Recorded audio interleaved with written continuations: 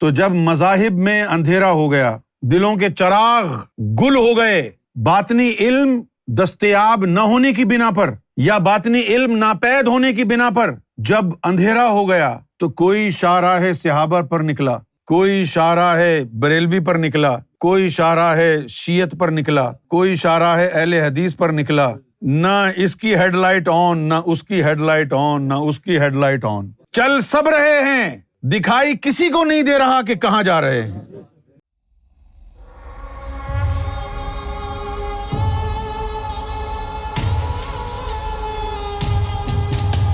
میں آپ لوگوں کو یہ بتانا چاہتا ہوں کہ جس دور میں ہم رہ رہے ہیں، یہ دور ایسا دور نہیں ہے کہ کوئی کچھ بھی کہہ دے اور مان لیا جائے۔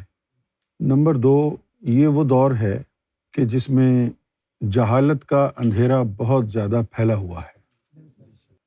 جو تعلیم مجھے ملی ہے سرکار گوھر شاہی کی بارگاہ سے، میں نے آج تک وہ تعلیم آپ لوگوں سے شیئر نہیں کی۔ امام مہدی کی نیاری تعلیم، وہ تعلیم میں نے آج تک کسی سے شیئر نہیں کی، کیونکہ مجھے خوف رہا کہ اگر وہ میں کسی کے ساتھ شیئر کروں گا تو وہ کسی کی سمجھ میں نہیں آئے گی، اس لیے وہ تعلیم میں نے کسی کو بتائی نہیں۔ لیکن میری نظر، میرا فہم، ادراک، میری انڈرسٹینڈنگ اسی تعلیم کی بنیاد پر ہے۔ میں اسی تعلیم کی نظر سے دیکھتا ہوں اور اسی تعلیم کی روشنی میں لوگوں سے مخاطب ہوتا ہوں۔ اسی تعلیم کی روشنی میں آپ لوگوں کو یہ بتانا چاہتا ہوں کہ جہالت کا اندھیرا کیا ہوتا ہے۔ جس طرح ظاہری طور پر اندھیرا ہوتا ہے اور پھر ہم لائٹس جلاتے ہیں اور اجالا ہو جاتا ہے، اسی طرح باطن میں بھی 2 قسم کا اندھیرا ہوتا ہے۔ ایک اندھیرا ہوتا ہے انسان کے من کا، انسان کے باطن کا، انسان کے قلب کا اندھیرا، جس کو ہم عربی زبان میں ظلمات کہتے ہیں۔ اور ایک اندھیرا ہوتا ہے ہمارے باہر کا، جس انوائرمنٹ میں ہم رہتے ہیں، وہ انوائرمنٹ 2 طرح کی ہوتی ہے، ایک ظاہری فضا اور ایک باطنی فضا۔ ظاہری فضا میں ہوا ہے، دھوپ ہے، مٹی ہے، گرد ہے، گیسز ہیں۔ ہماری کوشش ہوتی ہے کہ ہم ایسی فضا میں رہیں، سکونت اختیار کریں، اپنا گھر ایسے علاقے میں، ایسی جگہ بنائیں جہاں ہمیں صاف ستھری ہوا ملے۔ شہروں میں پولوشن کی وجہ سے، فیکٹریز کی وجہ سے، انڈسٹری کی وجہ سے ہماری ہوا اور ہماری فضا پولوٹیڈ ہو جاتی ہے۔ سانس لینے میں وہ سکون نہیں ملتا ہے، کیونکہ فضا میں جو ہوا چل رہی ہے پولوشن کی وجہ سے، اس میں آکسیجن کی کمی واقع ہو جاتی ہے، اس لیے ہمارا سانس جو ہے وہ صحیح نہیں رہتا۔ اور پھر انڈسٹری کی وجہ سے اور گاڑیوں کی وجہ سے، جو گاڑیوں کے ایگزاسٹ پائپ سے دھواں نکلتا ہے، جس میں بڑے خطرناک قسم کے ٹاکسنز ہوتے ہیں، اسموک ہوتا ہے، وہ ہوا میں مکس ہو جاتا ہے، اور جب ہم سانس لیتے ہیں تو وہ ڈیزل کے اور پیٹرول کے جو پارٹیکلز ہیں وہ ہمارے لنگس میں چلے جاتے ہیں۔ تو ایک فضا تو یہ ہے۔ ایک حدیث شریف میں آیا ہے کہ اللہ تعالیٰ نے ظاہر کو باطن کی نقل پہ بنایا۔ ظاہر جو ہے باطن کا عکس ہے، تو جو کچھ بھی ہمیں سسٹم ظاہر میں نظر آ رہا ہے، چونکہ یہ باطن کی نقل ہے، اس کا عکس ہے، لہٰذا ایسا ہی سسٹم باطن میں بھی ہے۔ تو جب ظاہری فضا ہے تو باطنی فضا بھی ہے۔ ظاہری فضا میں آلودگی کا، پولوشن کا خطرہ ہے، جو ہماری صحت کے لیے نقصان دہ ہے۔ اسی طرح باطن میں بھی ایک فضا ہے۔ جس طرح ظاہر میں اندھیرا ہے، اندھیرے کو دور کرنے کے لیے ہم لائٹس لگاتے ہیں، چراغ جلاتے ہیں، اسی طرح باطن میں بھی اندھیرا ہے۔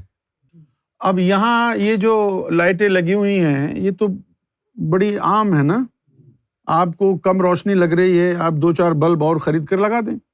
لیکن باطن میں اگر روشنی کم ہو تو کیا کریں؟ باطن کے بلب کون ہیں؟ باطن میں روشنی کا کام کرتے ہیں انبیاء، مرسلین، اولیاء، اور فقراء کے وجود مسعود۔ آدم صفی اللہ کے آنے کے بعد نبوت اور ولایت دونوں شروع ہوئی۔ جیسے جیسے ولی بنتے گئے ان کے دل منور ہوتے گئے اور باطن کا اندھیرا کم ہوتا گیا۔ پھر ابراہیم علیہ الصلوۃ والسلام آئے، وہ ابو الانبیاء کہلائے، نبیوں کے باپ، اور بڑی کثرت کے ساتھ ان کی اولاد میں انبیاء آئے۔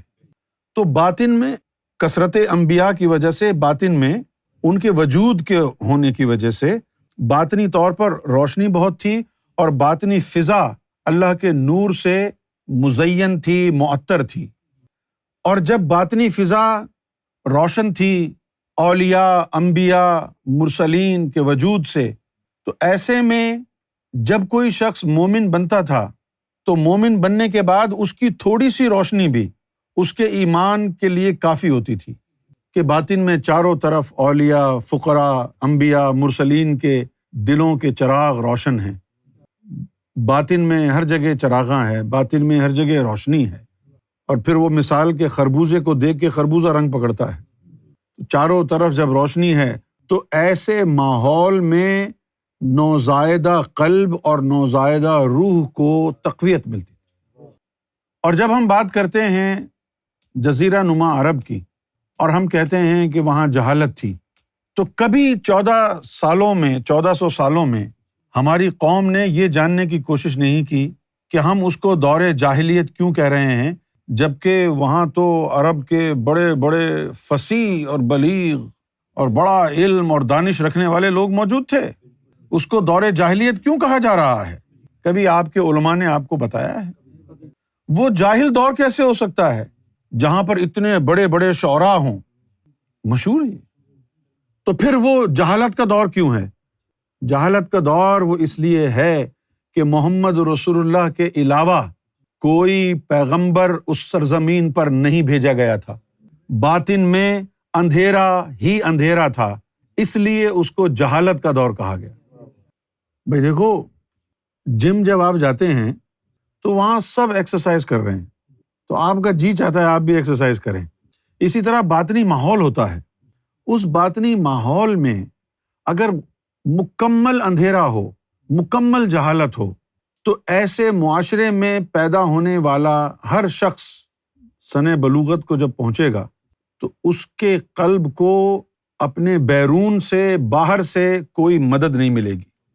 آپ اور آپ کی بیوی اگر ذاکر قلبی ہیں تو ان دو روشن دلوں کی وجہ سے آپ کا گھر اندر سے باطنی فضا میں جگمگائے گا، اور ایسے گھر میں کسی بچے کی ولادت ہونا سعادت مندی ہے، خوش قسمتی ہے، اس لیے کہ اس کا قلب اس ماحول میں پرورش پائے گا، اس ماحول میں اس کی اپ برنگنگ ہوگی کہ جہاں پر باطن میں اجالا ہے، روشنی ہے، اور بلا کسب، بغیر محنت کیے، بغیر عبادت کیے، وہ جو دو چراغ دل کے پہلے سے اس کے گھر میں روشن ہیں، روشنی چھن چھن کے اس قلب میں جانا شروع ہو جائے گی، اور ایک باطنی ماحول کے روشن ہونے کی بنا پر اس گھر میں پیدا ہونے والے بچے خود بخود روحانیت کی طرف، اللہ کی طرف، رسول کی طرف اندرونی طور پر مائل ہونا شروع ہو جائیں گے۔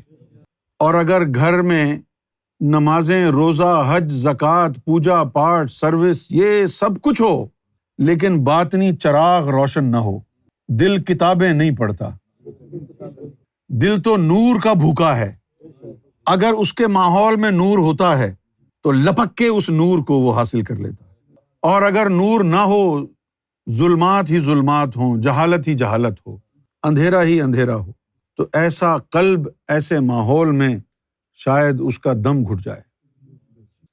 آہستہ آہستہ انبیاء گزرتے گئے، ولایت چلتی رہی، نبوت چلتی رہی، پھر آخر میں اللہ رب العزت نے نبی پاک صلی اللہ علیہ وآلہ وسلم کو آخری نبی بنا کر کے عرب میں مبعوث فرما دیا۔ سنو، فرقے کب بنتے ہیں، گمراہ کب ہوتا ہے؟ بھئی اگر چراغ سارے گل ہو جائیں، لائٹیں ساری بند ہو جائیں، اندھیرا ہی اندھیرا ہو، تو آپ چلیں گے تو صحیح، لیکن سمت کا تعین نہیں ہوگا، چلتے رہیں گے اور راہ گم ہو جائے گی۔ جب اندھیرا ہوگا، سیدھا سیدھا چلنے کے لیے، اپنی منزل پر پہنچنے کے لیے صرف چلنا ضروری نہیں ہے بلکہ روشنی بھی ضروری ہے، جو تعین کرے کہ آپ نے ادھر چلنا ہے، ادھر نہیں چلنا۔ تو جب مذاہب میں اندھیرا ہو گیا، دلوں کے چراغ گل ہو گئے، باطنی علم دستیاب نہ ہونے کی بنا پر یا باطنی علم ناپید ہونے کی بنا پر جب اندھیرا ہو گیا، تو کوئی شاہراہ صحابہ پر نکلا، کوئی شاہراہ بریلوی پر نکلا، کوئی شاہراہ شیعت پر نکلا، کوئی شاہراہ اہل حدیث پر نکلا، نہ اس کی ہیڈ لائٹ آن، نہ اس کی ہیڈ لائٹ آن، نہ اس کی ہیڈ لائٹ آن، چل سب رہے ہیں، دکھائی کسی کو نہیں دے رہا کہ کہاں جا رہے ہیں۔ کوئی کہیں پہنچ کے منزل سمجھ بیٹھا، کوئی کہیں پہنچ کے منزل سمجھ بیٹھا، اور کوئی کہیں پہنچ کے منزل سمجھ بیٹھا۔ 72 اور 73 فرقے بن گئے، صرف اس وجہ سے راہ پر تو چل رہے ہیں لیکن مشعل راہ نہیں ہے۔ بھائی جب اندھیرے میں جانا ہو تو آپ ٹارچ لے کے جاتے ہیں نا، یا نہیں؟ ٹارچ لے کے جاتے ہیں، کیوں؟ تاکہ پتہ چلے کہاں جا رہے ہیں۔ لیکن آپ کے علماء نے آپ سے ٹارچ ہی چھین لی، بس نمازیں پڑھتے رہو، درود پڑھتے رہو، زکوٰۃ دیتے رہو، حج کرتے رہو۔ ٹارچ کہاں ہے کہ میری نماز کہاں جا رہی ہے؟ پتہ تو چلے، ٹارچ جلاؤ، نماز گئی کہاں؟ کما کما کے جیب میں پیسے رکھتے رہو اور یہ پتہ کرنے کی ضرورت ہی محسوس نہیں کہ آپ نے کہ آپ کی جیب پھٹی ہوئی ہے۔ پیسہ ضائع ہوتا رہا، پیسہ ضائع ہوتا رہا، پیسہ ضائع ہوتا رہا۔ اللہ تعالیٰ نے تو قرآن میں صاف کہہ دیا تھا کہ افمن شرح اللہ صدرہ للاسلام، کہ اسلام پر عمل پیرا ہونا چاہتے ہو تو اس میں اللہ سے اپنا سینہ کھول لو، اور اگر تم نے اس میں اللہ سے شرح صدر کر لی، اپنا سینہ کھول لیا، تو پھر کیا ہوگا؟ فَهُوَ عَلَى نُورٍ مِّن رَبِّهِ، ہائے ہائے، تو جس نے بھی کھولا اس کے لیے کہا جا رہا ہے فَهُوَ، وہ شخص، فَهُوَ عَلَى نُورٍ مِّن رَبِّهِ، تو پھر اس کو رب کی طرف سے نور ملنا شروع ہو جائے گا، پھر اسے نظر آئے گا، ارے یار میں کہاں جا رہا ہوں، یہ تو غلط ہے، یہ راستہ تو جاتا ہی نہیں ہے رب کی طرف۔ جو راستہ رب کی طرف جاتا ہے وہ نظر آنے لگے گا، جیسے ہم کو نظر آیا جب سرکار گوھر شاہی نے ہماری بتیاں جلائیں، ہماری لائٹیں جلائیں، پھر ہم کو راستہ نظر آیا۔ ہم کو کیا راستہ نظر آیا؟ شیعہ، سنی، وہابی، دیوبندی کے چکروں میں نہ پڑو، سکھ، ہندو، عیسائی، یہودی کے چکروں میں نہ پڑو، سب اللہ کی مخلوق ہے۔ جس راستے پر چل رہے ہو، رب تک جانے والا راستہ، اس راستے میں بس ایک پیٹرول کی ضرورت ہے اور گاڑی کا انجن صحیح ہو۔ وہ پیٹرول کیا ہے؟ نور الہی۔ اور وہ انجن کدھر ہے؟ وہ ہے قلب سلیم۔ بس اس انجن میں نور ڈالتے رہو، پیٹرول بھرتے رہو ٹینک میں، یہ تم کو رب کی طرف لے کے جاتا رہے گا۔ اب آ گئے نبی کریم صلی اللہ علیہ وآلہ وسلم۔ میں جو آپ کو بتا رہا ہوں نا کہ ہم نے سرکار گوھر شاہی کو امام مہدی کیوں مانا، یہ اس کی تمہید ہے۔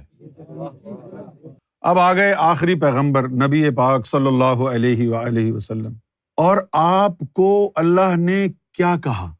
پوچھو۔ اللہ نے کہا یا رسول اللہ آپ روشن چراغ ہیں، سراج منیر، سراج منیر، کہ یا رسول اللہ صلی اللہ علیہ وسلم آپ روشن چراغ ہیں۔ ایک مقام پہ اللہ نے یہ بھی فرمایا کہ کافر یہ چاہتے ہیں کہ ہم نے محمد صلی اللہ علیہ وسلم کی صورت میں جو فانوس حق روشن کیا ہے اس کو منہ کی پھونکوں سے بجھا دیں گے۔ تو نبی کریم صلی اللہ علیہ وسلم کا وہ خطاب، وہ ٹائٹل جو اللہ نے دیا ہے، وہ دیکھیے کیا ہے، سراج منیرہ۔ اب ذرا اس بات کے اوپر غور کیجئے، میں آپ کو جہاں لے جا رہا ہوں میرے ساتھ ساتھ چلتے رہیے۔